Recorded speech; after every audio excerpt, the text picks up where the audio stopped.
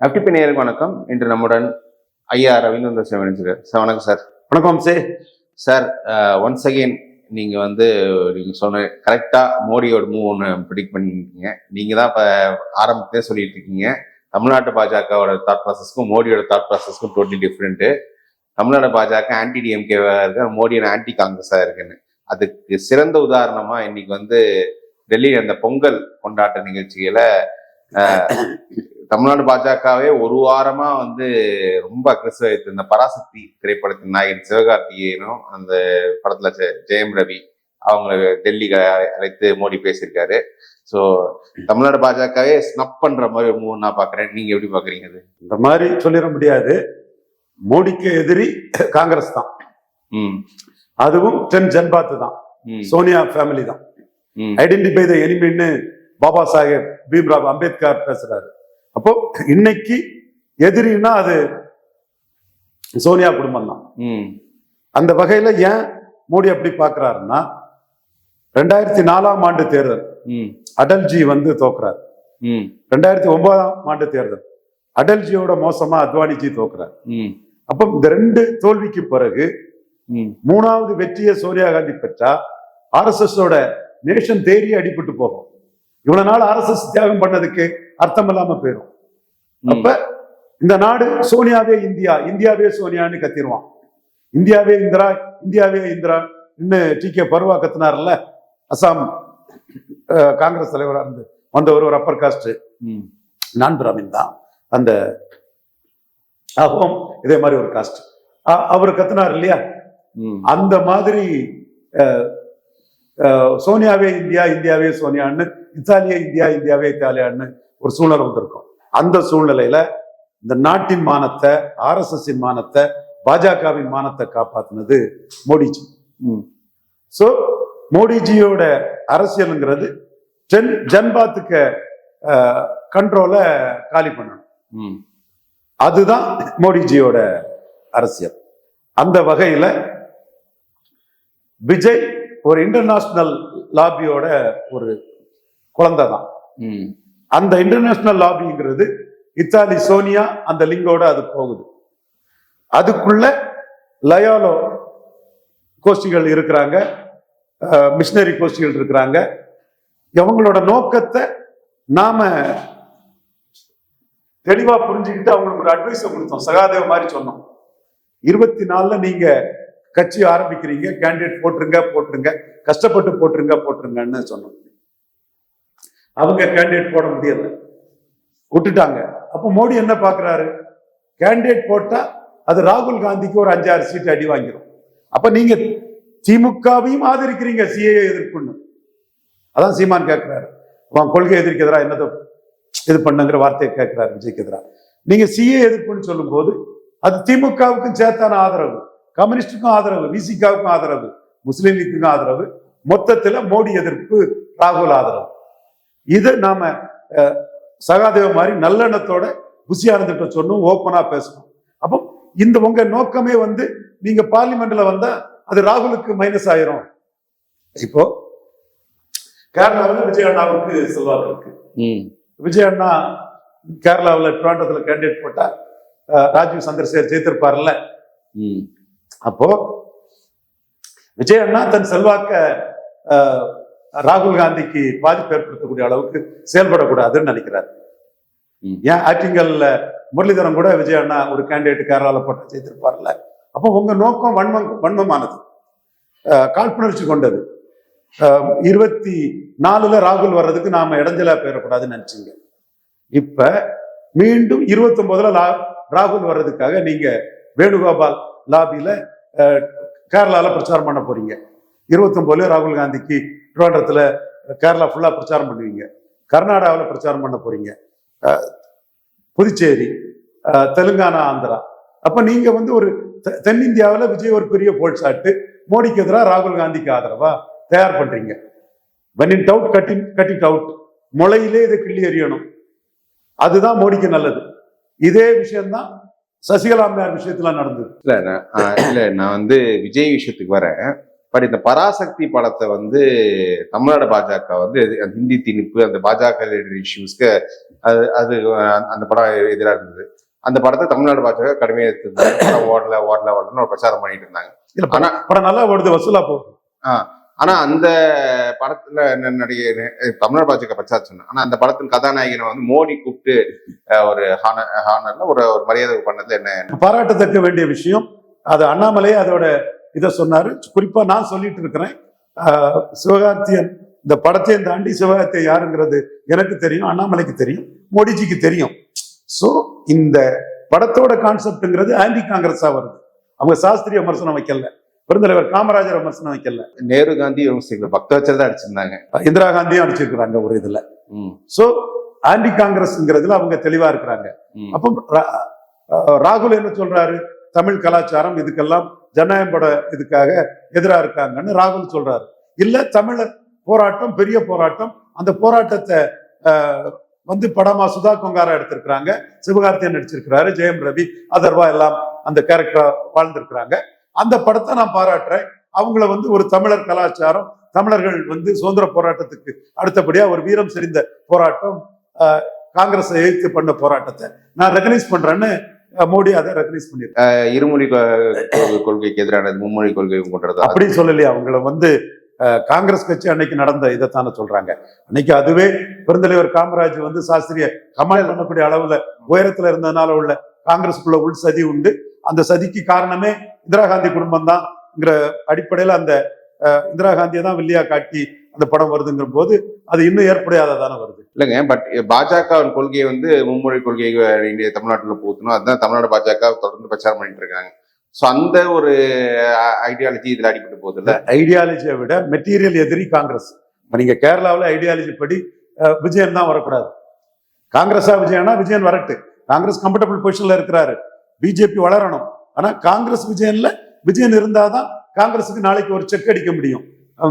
Suppose என்டிஏக்கு ஒரு சிக்கல் வந்துன்னா கூட விஜயன் வந்து காங்கிரஸை வரவிட மாட்டார், ராகுல் காந்தி யார விட மாட்டார். ஸோ மெட்டீரியல் பொலிட்டிக்ஸ் என்னன்னா, நான் லா அகாடமி லா காலேஜில் படிக்கும் போது அங்க வந்து ஆர்எஸ்எஸ் ட்ரில்லாம் ரொம்ப பிரமாண்டமா நடக்கும். நாங்க கோபாலகிருஷ்ணன் நாயர் அவருக்கு தான் நாங்க பிஜேபிஎம் பாரதிய ஜனதா வித்யார்த்தி மோர்ச்சா ஏபிவிபி இல்ல பிஜேபிஎம்ல தான் அவர் இருந்தார். அவரை தான் ஒரு பெரிய எஸ்டேட் ஓனர், ஒரு சிரியன் கிறிஸ்டின் நூற்றுக்கணக்கான எஸ்டேட் ஒர்க்கர்ஸை கொண்டு வந்தோம். ஆர்எஸ்எஸ் கேடர்ஸை நாங்க கோபாலகிருஷ்ணன் நாயர் காணோம்னா அவர் தான் யூனிவர்சிட்டி யூனியன் சேர்மன் ஆனார் கோபாலகிருஷ்ணன் நாயர். அந்த கட்டத்துக்குள்ள ஆர்எஸ்எஸ் எல்லாம் தெளிவா ஒரு கம்யூனிஸ்ட் எதிர்ப்புங்கிற லெவல்ல நின்னாலும் கடைசி கட்டம் என்ன வருவாங்கன்னா, கம்யூனிஸ்ட் கொள்கை எதிரி காங்கிரஸ் வரட்டுன்னு எலெக்ஷன்ல காங்கிரஸ் சப்போர்ட் பண்ணிடுவாங்க. மோடி வந்த பிறகுதான் காங்கிரஸ் தான் ஒழிக்கணும், காங்கிரஸ் பாரத்ன்றதுல காங்கிரஸ் கம்யூனிஸ்ட் வந்தாலும் பரவாயில்ல, விஜயன் வந்தாலும் பரவாயில்லங்கிற முடிவு மோடி எடுத்து சில நகர்வுகளை கேரளாவில் செய்தாரு. அதே மாதிரி கொள்கை எதிரிங்கிறது வேற, இந்த விஜய்கிட்ட தான் பாடம் படிக்கணும் போல இருக்கு. அரசியல் எதிரிங்கிறது வேற. கொள்கை எதிரி கம்யூனிஸ்ட், அரசியல் எதிரி காங்கிரஸ். இந்த இடத்துக்குள்ள அரசியல் எதிரியை ஒழிக்கணும்னு கொள்கை எதிரிக்கு சப்போர்ட்டா போறதுதான். காங்கிரஸை ஒழிக்கணும்னு காங்கிரஸ் அன்னைக்கு 65களில் 4களில் திமுக எதிராக இருந்தனால அந்த சென்டிமெண்ட்ல திமுக கேடர்ஸ் எல்லாம் காங்கிரஸ் எதிர்ப்பு உணர்வுல வந்தா நல்லா இருக்குமே, அதை ஸ்டாலினும் முன்னெடுத்தா நல்லா இருக்குமேங்கிற ஒரு எதிர்பார்ப்பு தான் இதுக்குள்ள மூடிக்கிட்டு இருக்கு. இல்ல ஸ்டாலின் விஷயம் புரிஞ்சுக்கிட்டா வழக்கமா எல்லா படத்தையும் பாராட்டுற ஸ்டாலின் வந்து இந்த படத்தை பத்தி வாயை திறக்கல அவரு. எஸ், அவரு இந்த படத்தை பார்த்து ஒரு சர்டிபிகேட் கொடுப்பாருன்னா எதை வேறு அது அதே ரன்னிங் கமெண்ட்ரி ஸ்டாலின் பார்க்கறது கொடுக்கறது அதை பற்றி எல்லாம் சொல்லிட்டு இருந்தாங்க. இன்னைக்கு படம் வந்து 5வது நாள் ஆகுது, நல்ல ஹவுஸ்ஃபுல்லா போயிட்டு இருக்குது. என்றாலும் ஸ்டாலின் இது ஒரு வெற்றி படமாக்கணும்னு அவர் தரப்புல இருந்து ஒரு சப்போர்ட்டை அவங்க தொடர்புடைய அந்த திரைப்பட நிறுவனத்துக்கு கொடுக்கலங்கும் போது காங்கிரஸ் கூட்டணி வேணும்னு ஸ்டாலின் நினைக்கிறாரு. ராகுலும் ஜனநாயகம் தான் போட்டிருக்காரு, விஜய்ங்கிற தாவேகா தலைவரை மென்ஷன் பண்ணல. இத்தனைக்கும் தாவேகா தலைவர் அடிபடுறது ஓட்சோரின்னு ராகுல் காந்தி நடத்தின ஒரு போலி போராட்டத்துக்கு மோடிக்கு எதிராக ராகுல் காந்திக்கு ஆதரவா எக்ஸ் தளத்துல பதிவிட்டதை நாங்க ரிப்போர்ட் பண்ண காலகட்டத்துல இருந்தா அந்த புள்ளி உழுது.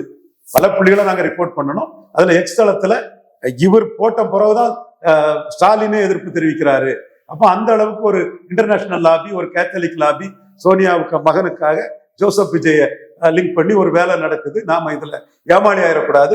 தமிழ்நாட்டுல என்னன்னே தெரியாம எம்எல்ஏ ஆனா போதும், ஏதாவது கிடைச்சா போதும், இந்த பதவி கிடைச்சா போதும்னு எதுவுமே தெரியாத உள்ள கூட்டத்தை நீங்க சீரியஸா எடுத்துக்கிடாண்டா. அதுல ஒரு கூட்டம் பதவிக்காக நிற்கும், இன்னொரு கூட்டம் ஸ்டாலின் வன்மத்துக்காக நிற்கும். நாங்க மட்டும்தான் உங்களுக்காக உண்மையா இருந்து நேர்மையா விஷயங்களை சொல்லிட்டு இருக்கோம். பதவியை எதிர்பார்க்கல. உங்களை நீச்சுன்னு பிரியங்கா காந்தி திட்டும் போது, இந்திரா காந்திக்கு பேட்டியா இருந்தாலும் நீ எச்சி பெண்மணி திட்டின நாங்க தான். மணிசங்கர் உங்களை நீச்சுன்னு சொல்லும் போது எச்சி பையன்னு சொன்னது நாங்க தான். உங்க நன்மைக்காக நாங்க நிற்கிறோம். இது ஒரு இன்டர்நேஷனல் சதி இங்க இருக்குது. இதை நீங்க முறியடிக்கணும். இதுல ரொம்ப கேர்ஃபுல்லா இருக்கணும். மெட்டீரியல் பொலிட்டிக்ஸ்ல விஜய் வந்து ராகுல் காந்திக்கு பார்கெனிங்க ஏத்துறாரு. நடராஜன் ராகுல் காந்திக்கு பார்கெனிங்க, ராகுல் காந்தி கூட்டிட்டு வந்து நம்ம கிட்ட போர் பொலிட்டிக்ஸ் பண்ண மாதிரி ராகுல் காந்தி பார்கெனிங் ஏத்துறாரு. அவரை அடிச்சு தகர்த்தாதான் ராகுல் காந்தி பார்கெனிங் இங்க குறையுங்கிற கருத்தை நாம தொடர்ந்து சொல்லிட்டு இருந்தோம். மோடி நன்மைக்கான கருத்து நம்ம கருத்து. அது இந்த அளவுக்கு பராசக்தியே அவரு பாராட்டுவாருங்கிறத நாமளே எதிர்பார்க்கல. மகிழ்ச்சி. சிவகார்த்தியன் பிரமிஷன் நிற்கும் போதே ஒரு ஃப்ரெட்டாலிட்டி தெரியுது. அது மிகுந்த மகிழ்ச்சியை கொடுக்குது. இந்த பராசக்தி படம் வந்து திமுக காங்கிரஸ் விரிசல் ஏற்பட்டிருக்கு. ஏன்னா 60கள் நடந்த கசப்பான சம்பவங்களை ஞாபகப்படுத்தி வந்து அது வந்து மறுபடியும் சால்ட் அந்த புண்ஸ், சால்ட் அந்த புண்ஸ். எந்த புண்ணுல வேலை பார்க்கிறதா? பழைய புண்ணு தான் அது 60. பட் அதுக்கு பிறகு 71 கூட்டணி வந்தாங்க. ஆண்டி காமராஜா எல்லாம் ஒன்னா சேர்ந்து 55 விழுக்காடு வாக்கு இந்திரா காந்தி தலைமை கிடைச்சது. 80ல் எம்ஜிஆர் அடிபட்டாரு. அதுக்கு பிறகு 2004 சோனியா காந்தியை யாருமே பிரிமிஷா சொல்லாத போது கலைஞரும் இவரு டாக்டர் ராமதாஸும் சொன்னாங்க. 2019 ராகுல ஸ்டாலின் சொன்னாரு. இந்தியாவில் யாரும் சொல்லல. என்னன்னா மோடி 2021 பண்ணின அரசியல்ல சாக்கடை ஜலம்னாலும் வீடு தீப்பெட்டி எரியும் போது அதை கொண்டு அணைக்கணும்னு குருமூர்த்தி சொன்ன கருத்தை மோடி கண்டுக்காம விட்டதுல, இத்தனைக்கும் குருமூர்த்தி மோடிய பிஎம் கேண்டிடேட்டா ப்ரொஜெக்ட் பண்ணவர். அந்த பின்விளைவாட்டு 2021 ஸ்டாலின் தன்னை நிறுத்தி 47 தன்னை முன்னிறுத்தி 47 விழுக்காடு வாக்கு எடுத்திருக்காரு. அதனாலதான் நாங்க சொல்றோம் அந்த 47 விழுக்காடு வாக்குங்கிறது ஸ்டாலின் தலைமைக்கு விழுந்தது. 45 குறையாம சட்டமன்ற தேர்தல ஸ்டாலின் எடுப்பாருங்கிறத நாம சொன்னோம். அதை மோடி, அமித்ஷா, நட்டா, சந்தோஷுக்கு ரிப்போர்ட் பண்ணிட்டோங்கிறதும் நாம சொன்னோம். இப்போ கூடுதலா நிதின் செயல் தலைவருக்கு அவருக்கும் ரிப்போர்ட் பண்ணணும். இந்த இந்திய எதிர்ப்பு போராட்டத்தை பத்தி இருக்கு. ஏன்னா நீங்க வந்து ஆரம்பத்துல நீங்க தொலைக்காட்சி விவாதங்களை சொல்லும்போது சொன்ன கருத்து இப்ப நானும் அதை ரிசர்ச் பண்ணிக்கிட்டது, நான் ஸ்டடி பண்ணது. 1962 காங்கிரஸ் எடுத்த வாக்கு வந்து 46%. 67 அதாவது 46% காமராஜ் முன்னெடுத்தி, நேரு எடுத்த ஓட்டோட அதிகம். 67 வந்து முதலமைச்சருக்கு வேட்பாளர் முன்னெடுத்தாமல் 41%. ஸோ அந்த ஹிந்தி எதிர்ப்பு, விலைவாசி உயர்வு எல்லாத்தோட வேல்யூ வந்து 5% தானா? ஆளுங்கட்சிக்கு எதிர்ப்புங்கிறது 5 விழுக்காடு ஓட்டு தான் இதுவரை தமிழ்நாட்டில் மேக்சிமம். அது 1967 62 காமராஜா நெஹ்ரான்னு சொல்லும் போது நெஹ்ருவை விட காமராஜுக்கு ஒரு வாக்கு கிடைச்சுன்னா வட தமிழக பறையர் சமூக மக்கள் வாக்கு அறிவுகட்ட முண்டங்க ஊடகத்துல இருந்து பறையர்களுக்கு ஓட்டு போட தெரியாதுன்னு பேசித்தான் செருப்பால் அடிக்கணும். அவங்களெல்லாம் பறையர் சமூக வாக்கு தான் காமராஜரை வந்து காமராஜ் தோத்துறக்கூடாதுங்கிற ஒரு உணர்வோட அவங்க வாக்களிச்சாங்க. இன்னும் சொல்ல போனா அண்ணா காமராஜ் சிலைய சென்னை ஜிம்கானா கிளப் எதிராக திறந்து வைக்க காரணம் சத்யமாணி முத்து அம்மையார் அண்ணா கிட்ட பண்ண பவர் பொலிட்டிக்ஸுக்கு ஒரு பறையர் சமூக லீடர் அண்ணா கிட்ட பண்ண பவர் பொலிட்டிக்ஸுக்கு ஈல்டாய் தான் சென்னை கார்பரேஷன் சார்பா ஜிம்கானா கிளப் எதிராக காமராஜ் சிலை உயிரோடு இருக்கக்கூடிய சீஃப் மினிஸ்டருக்கு நெஹ்ரு அழைச்சி திறந்து வச்சாரு. ஸோ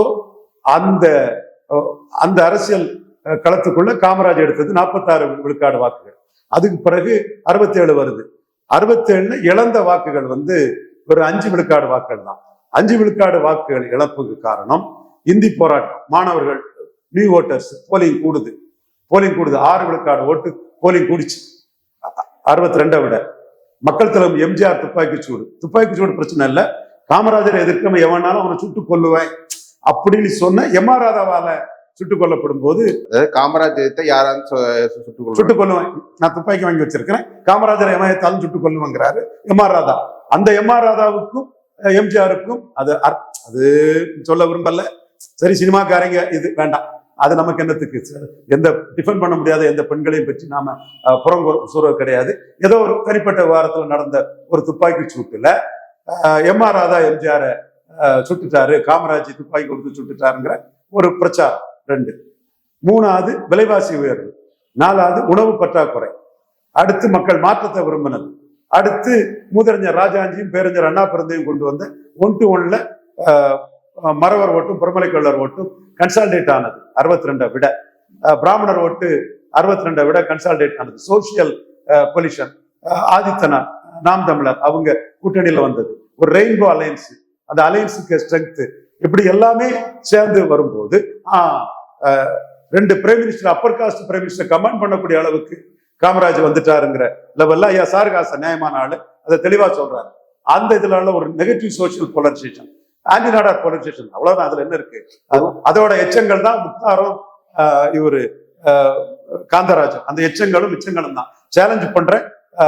ஃபர்ஸ்ட் கான்ஸ்டியூஷன் கவர்மெண்ட் இல்லைன்னா அகமுடையார் கம்யூனிட்டி இவ்வளவு வளர்ந்திருக்காது, முஸ்லீம் கம்யூனிட்டி இவ்வளவு வளர்ந்திருக்காரு. நேருக்கு நேர்வா சேலஞ்ச் பண்ணிக்கலாம். இந்த ஆன்டி காமராஜ் நெகட்டிவ் போலரைசேஷன் இது எல்லாம் சேர்ந்துதான் 6 விழுக்காடு பாதிச்சது. ஸ்டாலினுக்கு அந்த பாதிப்பு இல்லைங்கிறேன். நான் இஷ்யூ பேஸ்டா அதுல வரேன். ஸ்டாலினுக்கு அந்த பாதிப்பு இல்லைங்கிறேன். ப்ரோ இன்கம்பன்சி ஸ்டாலினுக்கு இருக்குது.